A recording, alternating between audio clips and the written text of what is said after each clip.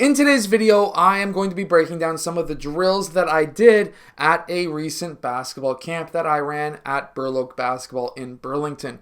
Basically, this is competitive, advanced point guard basketball drills. So let's get down. Let's check this out really quickly. Make sure to go check out my hardest basketball shooting workout down in the description below. Okay, so in this first drill, what we were really working on is competitive point guard drills. And a lot of these will consist of some one-on-one action of some kind. So what we are essentially basically doing here is a pass and cut to the net and then popping out, like if you're running a triangle style offense or maybe a 5-out pass and cut or whatever it may be, and then following up with a one-on-one game. We're basically having two lines. It's a lot of fun, and of course it does teach players how to be aggressive attacking the basket. You can even have it so that the first player to 10 points, and you get a point if you make a stop, or you get a point for scoring, and maybe both. The first player to 10 wins something. You can do stuff like that. And this can be competitive and a lot of fun. Next is going to be a 2-on-2 drill where basically the baseline passes out to the far side wing, and then the close side wing goes and defends as well, so it's 2-on-2. And what we want to see is a screen and roll. We want to be able to teach our players how to use a screen. Of course, if you're in Europe, that doesn't happen until you're older, but here in North America, we want to be able to teach our players how to set a screen, how to use a screen, shoot off of a screen, roll towards the basket, all of those things. We want to be able to teach our players this. It's very important, and that's what we are teaching right here. Being able to hit those passes. That was a pretty good pass to Ilya, and of course, he was able to kick it out for that mid-range shot. And then we have some dancers as well. But this next drill, we're working on, of course, our stamina, our ability to run, defensive slide, and then we finish off with a one-on-one game.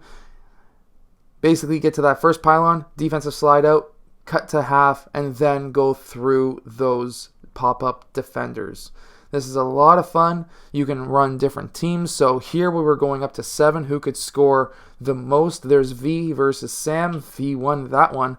But we were able to basically get some cardio into our players, but still stay competitive, running 2 or some one-on-one, and it's just a lot of fun.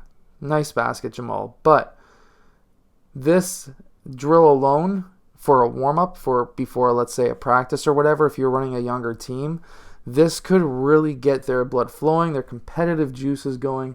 And, of course, good job, Ilya, for scoring that one. That was a really good basket. I just really wanted to show it. His floater is really nice. Not much spin on the ball, which is good. You don't want to have too much spin on a floater. This next one is going to be a pass, like if we're trying to run kind of like a fast break, pass to half, and then that half-court player passes back. The offensive player has to touch that pop-up defender, and then they go one-on-one to the basket. This is to imitate or simulate, of course, trying to get that ball down court fast. You don't want to have a player who shoots a 3 like that. You want to have these players go straight to the rim. Next is, of course, trying to go one-on-one again, but this is a zigzag drill, but a competitive one. And what you're trying to do is to have boundaries. Here we have it down the imaginary center line, as well as the sideline, going one-on-one, trying to get past your defender to score. The first player who is able to score, or score, let's say, 7 baskets, wins. You can say he wins a bottle of water or whatever it may be. That is how I like to run this. And being able to get past these players. You really want to try and cut down on numbers of dribbles. We didn't do this next part or this next stack here, but you could actually tell your players, hey, I want you to get down court within 10 dribbles. Hey, I want to get you down court by 8 dribbles. And you can count it yourself. Or 6 dribbles, 5 dribbles, whatever it may be. Because if they're taking this many dribbles to get down court, they're going to get double or triple teamed. And that's never a good experience. So the fewer amount of dribbles as possible is better, especially in this drill. Coming back this way, Ilya versus Jamal. Jamal was able to get that poke there.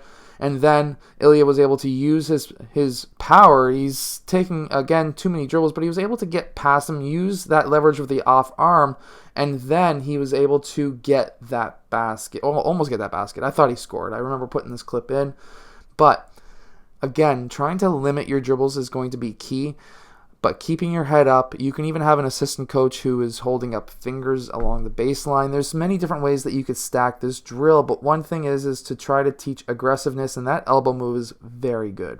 So, of course, make sure to go check out my book down in the description below called The Hardest Basketball Shooting Workout. If you're looking to shoot the basketball further and better and more accurately, that's the workout for you. Anyways, I hope these drills have been able to help yourself, maybe your basketball team if you're a coach.